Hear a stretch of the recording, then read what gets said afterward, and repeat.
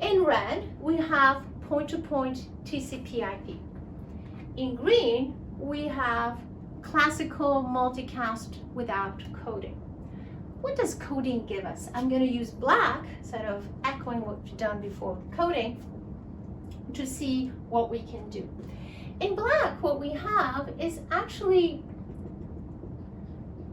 not just the tree, but we can even have the receivers help each other out.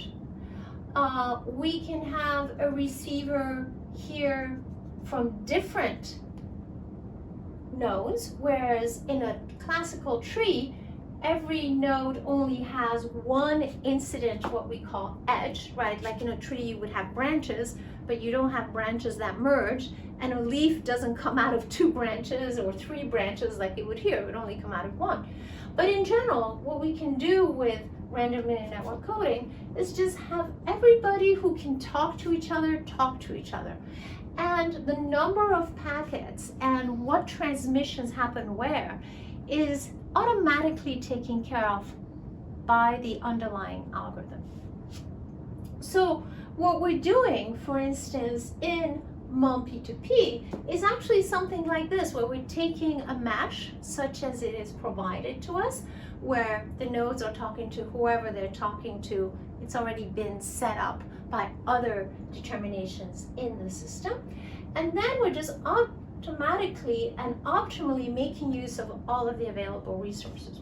There's actually a really funny little thing that comes here. One day I spent some time talking about the complexity of the Steiner tree. The Steiner tree is suboptimal not only because it doesn't use all of the resources, it has this constraint that you can only listen as a node to a single node upstream. You might talk to several nodes downstream, but you only have one incoming node. So it's suboptimal because it doesn't use all the resources. It's also very difficult to manage, particularly not only if you set it up once beautifully and you just bite the bullet and take the complexity cost. As soon as a node moves, comes online, leaves, everything gets messed up. Instead, when you use RLNC, the complexity actually turns out to be what we call polynomial time. And polynomial time means that it's actually easy. You can write a program, you know how fast it's going to go. That's the first thing. The second thing is that beyond being polynomial time, it can also be solved in an entirely decentralized way. What does an entirely decentralized way mean?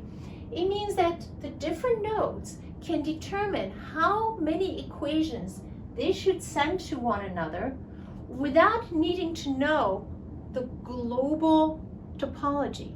That's to say that this node only needs to talk to its neighbors without actually knowing everything that's going on in this network. And by talking only to its neighbors, it does as well as if it actually had global vision given to that node for free by magic, global vision of everything going on. So this is why we are truly decentralized. We're decentralized not just for philosophical reasons. We're decentralized because we don't need that extra information. If you code correctly, if you do the math correctly, you actually don't need to have centralized knowledge. And that's the magic of RLNC.